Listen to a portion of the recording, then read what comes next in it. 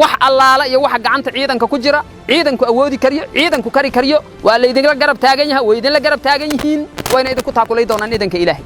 waxa nagala rabaa garasho dib waxa mahadoo dhan u sugnaatay Allah subhanahu wa ta'ala oo saacadan inoo suurta galiyana halkan isugu nimaado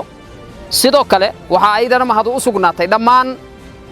ciidamada qaranka shacbiga Soomaaliyeed iyo ciidamada dib u xuraynta deegaanka oo caawa ayaga awgood aan halkan u nimid waxaan isleeyahay runtii way fiicneeday waqti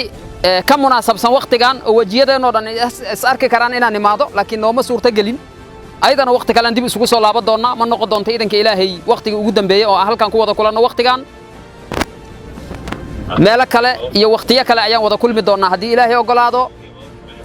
aad iyo aad ayaan runtii ugu faraxsanahay inaan caawa halkan idinkugu nimaado idinkugu yimaadiin mas'uuliyiintii dawladda oo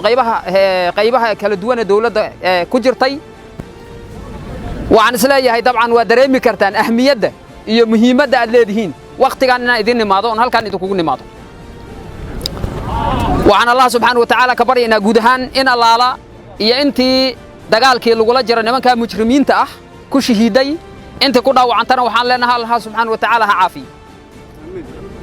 wax ka wanaagsan qofka bini'aadmiga oo uga wanaagsan xurriyadda iyo amniga inay jirto uma malaynayo naf kasta ee bini'aadmiga waxa ugu horeeya ee inay hesho ay muhiim ka tahay waa amni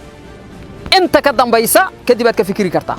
cunno kadib aad ka fikiri kartaa caafimaad kadib aad ka fikiri kartaa nolol kale iyo horumar kale kadib aad ka fikiri kartaa laakiin amni hadaadan haysan oo xurriyad aadan dareemayn waxaad ka fikiri kartaa haba yaraatee male amba beer joog amba ari la joog amba geel la joog amba magaalada joog amba baabuur wad waxa ugu horeeya ee inaad hesho aad u baahan tahay ee naf kasta bini'aadmiga u baahan tahay waa amni waxaan runtii rabaa inaan idinkaga mahad celiyo inaad garataan amniga laga sheekaynayo inuu ku jiro gacantiin iyo gacanta ciidamada qaranka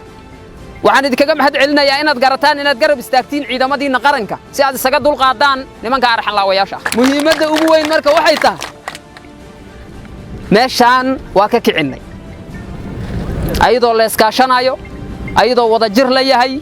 ayadoo ciidamadii qaranka qaybo hore kala duunaay gobornatorihii gobolka iyo saraakiishii qaranka taliyihii ciidanka dhulka guud ahaan taliyaashii qaybaha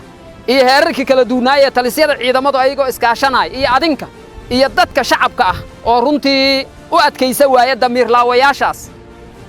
ayaa laga kiciyay waxaan rabnaa marka laba arrimood inaan ka fikirno waa marka koobaad horta deegaankii laga kiciyay si mushkiladahoodii iyo arxan la'aantoodii aysan ugu soo laaban horta inaan ka fikirno waa laga maarmaan oo iska celino oo mar dambe aanan kaanan u ogolaan gurigeenna in ninna lamidu iyo nagala baxiyo banaanka naga jiifiyo oo asugu jiifto horta inaan kaanan u ogolaan waa marka koobaad marka xigtana midda inaan ka fikirno u baahan waxay tahay cariirigii iyo ciqaabtii uu ku haayay hooyada Soomaaliyeed iyo aabaha Soomaaliyeed iyo wiilka Soomaaliyeed ee gabadha Soomaaliyeed ee deegaanka aan hadda ku sugannahay iyo deegaanada ku xeeran ku nool ayuu weli ku haayaa hooyo kale iyo aaba kale Soomaaliyeed inuu si dul saarnaado hadaa ogolaana ka warrama guriga kugu dhagan haduu holco waxa aad sugayso gurigaaguna inuu holco Sooma mushkiladda marka hooyada Soomaaliyeed iyo aabaha Soomaaliyeed ay ku haayaan haddaanan kaanan iyo iskaashanna hadda aanan kaanan uga daba tagin waxa qasab noqonaysa inuu hooyada iyo aabaha halkan joogana uu dib ugu soo laabto Sooma waxa la rabaa marka deegaankan waa deegaankaad ku dhalateen waa deegaan Soomaaliyeed waa deegaankaad u dhalateen waa deegaanka cimrigeena inta aan jirno aan ku noolaa doono iyo dhammaan deegaanada Soomaaliyeed waxa la rabaa marka inaan ugu noolaano xurriyad inaan ugu noolaano si amniya taasina waxay u baahan tahay in la iska kaashado waxay u baahan tahay in gacmaha la isqabsado ninka waqooyi ka jira iyo kan galbeedka ka jira iyo kan bari ka jira iyo kan koonfur ka jira waxay u baahan tahay in gacmaha la isgashado si saaxiibtinimo ah Soomaalinimo ah damiir iyo dadnimo ay ku jirto la isu kaashado midka kale ee ay dul saaran yihiin iyo looga daba tago laga dul qaado ciidanka Ilaahay si hooyooyinka Soomaaliyeed abniga caawa hooyada bacda joogta ay dareemayso si kuwaasuna ay u dareemaan ciidamada qaranka waxa iga dambay doona dabcan mas'uuliyiinta kala duwan ee meesha socota oo qaybaha kala duwan ee dawladda ka socota oo wasiir gaashaandhigu ugu horeeyo laakiin waxaan rabaa inaan idin sheego abnigu cid gaar uga shaqay karta ma jirto ciidamada qaranku haddii aadan adinku hor socona daba socona dhinac socona lana garab taagnayna wax allaala iyo waxa awood aad leedihiin iyo waxa xog aad haysaan awooddooda wax micnaa ma samaynayso waxaan rabaa marka ciidanka ilaahay ciidanka xoogga dalka Soomaaliyeed iyo guud ahaan qaranka wuxuu taagan yahay garabkiina gaar ahaan ciidanka xoogga dalka Soomaaliyeed iyo hay'adaha amniga kale wax allaala iyo waxa ay kari karaan waxay la mid yihiin qoragan hadda aad gacanta ku haysataan meel idinka ma jiraan wax allaala iyo waxa gacanta ciidanka ku jira ciidanku awoodi kariyo ciidanku kari kariyo waa la idinla garab taagan yahay way idinla garab taagan yihiin wayna idinku taakulay doonaan ciidanka ilaahay waxa nagala rabaa garasho waxa nagala rabaa saaxiibtinimo iyo isku duubni waxaan filayaa deegaanada mararka qaar koor waxa laga yaabaa